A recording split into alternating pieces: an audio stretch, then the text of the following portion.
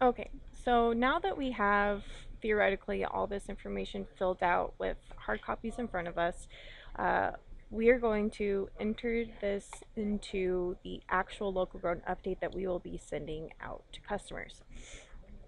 So I can only show you one screen at a time, but usually you would have this version in front of you, hard version, and what you do is you go and open, um, let's see here, you go and open the internal local grown update. Let's put this in a view that you can see it.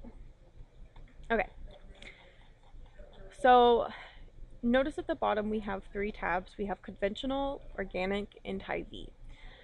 So conventional is just local vegetables that aren't organic. Organic are the organic vegetables. And then Hy-Vee is the Hy-Vee vegetables because they also have special items. Like, for example, this Napa cabbage is not in the conventional one. So, what we first do, this is absolutely necessary, so do not forget. Let me start closing out of some things. We save as onto, I like to do it on my desktop, so everything's just right there for my face. So, capital city fruit, local grown update. Save. Okay, so now we're not messing with the internal version, so all of this information stays the same, so you can reuse that again next week without having to go back and, uh, it just has that steady uh, foundation Excel sheet. Okay, so looking at my directions, I see that I have to enter in the information and copy the information from that hard piece of paper where I collected it, that blank local grown update. So what I first do is I change the dates. So we're usually you do local grown updates on Thursdays. So today is actually Monday. This is just an special video, but usually be the third, and we always start the local grown update for that following Sunday.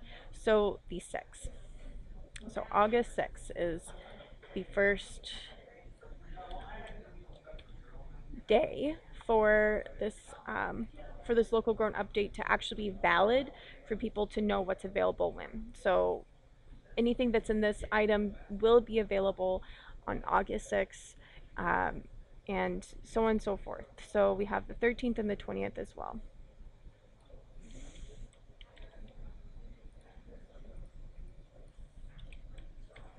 So Sunday the 6th, Sunday the 13th, and Sunday the 20th. 3 weeks out projections. Shipping from week 8 6 2017 only. So what that means is we are not including the farms that will have, like, say Swill has green beans not available this upcoming week, but the next week we're not going to include him. We're only going to include the farms that have these items available then. And all of the farms are located here that carry these items. So you can just go through and delete the ones that are not carrying for the first week of this local grown update. I hope that makes sense because that's a little bit confusing. So we'll just do a couple for an example. So say this week I had light, the next week I had medium, and then the following week I had heavy. What is really nice is it'll like auto input some things as you go on. You can copy and paste. Using it in this Excel format makes it a lot simpler. Okay, so I saw that green bean bushels are light. It's because only Swill is going to be carrying them. So I'm just going to move him, and then I'm going to delete these right here. I don't know what happened. I think that's because of the video. We'll just ignore that. So we only have Swill right here, and let's say the green bell peppers, we have Cherry Lakes and Daniels preventing green bell peppers for this week. And it's a light load. But maybe we don't have any red peppers in because it's too early in the season, so we put nothing there. it's just empty. Say we have no cabbage in this season, and what we can do is we can just go through and delete. And it makes it really easy because there's a lot of times you don't want to handwrite everything or even copy and paste, because there becomes a lot of formatting mistakes. Even like I see one right here. There's supposed to be a space in between this dash, just so it makes everything really uniform and professional. And if you catch any permanent mistakes within the documents that are repeated, just go back to the master version and the internal version to change and adapt those to correct that spelling mistake or whatever it is, the formatting mistake.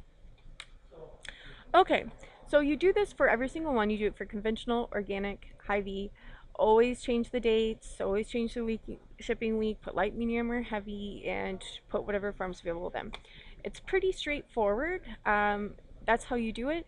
The tricky part is coming up in our next video, and that's how to format these Excel sheets into the formats that our customers want and need for their local grown updates. There are 5 formats that we will be making: one for Hy-Vee, one for SpartanNash, one for C.H. Robinson, and there will be explanations that go along in the next video of why they want these different formats. Alright, so see you in the next video.